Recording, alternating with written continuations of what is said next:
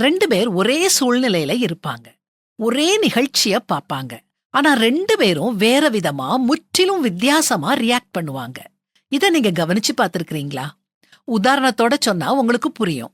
2 பேர் கொடை இல்லாம ரோட்ல நடந்து போகும்போது திடீர்னு மழை பெய்யுது.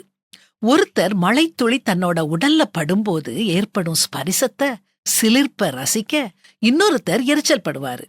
மலையோர பகுதியில நடந்து போகும்போது ஒருத்தர் அமைதியையும் சமாதானத்தையும் உணர்வாரு. இன்னொருத்தர் தனிமையா, கைவிடப்பட்டதா உணர்வாரு. சவால்களை ஒருத்தர் உற்சாகமா எதிர்கொள்வாரு. இன்னொருத்தர் நொறுங்கி போயிருவாரு. சூழ்நிலை ஒண்ணுதான், அணுகுமுறைதான் வேற. உண்மை என்னன்னா, நாம வாழ்க்கைய அது இருக்கிற வண்ணமா பாக்குறது இல்ல, நம்முடைய உணர்வு அப்படிங்கிற லென்ஸ் மூலமா பாக்குறோம். நம்ம எண்ணங்கள், நம் மனதின் காயங்கள், நம்முடைய நம்பிக்கைகள் எல்லாமே நம்முடைய உணர்வுகளுக்கு ஏத்த மாதிரி மாறுது. நாம நம்முடைய கண்களை வச்சு பாக்குறது இல்ல, நம்முடைய காயங்கள், வேதனைகள் மூலமா பாக்குறோம்.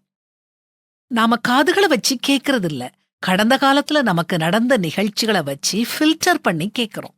இதுல இருந்து நாம என்ன கத்துக்கிடணும்னா, நம்ம வாழ்க்கை மாறணுங்கிற அவசியம் இல்ல, நாம வாழும் முறைதான் மாறணும். உலகத்தை மாற்ற முயலாதீங்க, உங்க பார்வைய மாற்றுங்க. ஆண்டவர் நம்முடைய இதயத்துல கிரியை செய்யும்போது நம் கண்கள் ஒளி பெற்று வித்தியாசமா பார்க்கும். அவநம்பிக்கை போய் நம்பிக்கை பிறக்கும். பயம் போய் சமாதானம் நிலவும். ஆனா அதுக்கு நாம ஆண்டவரை கூப்பிடணும். இதோ வாசற்படியிலே நின்று தட்டுகிறேன்.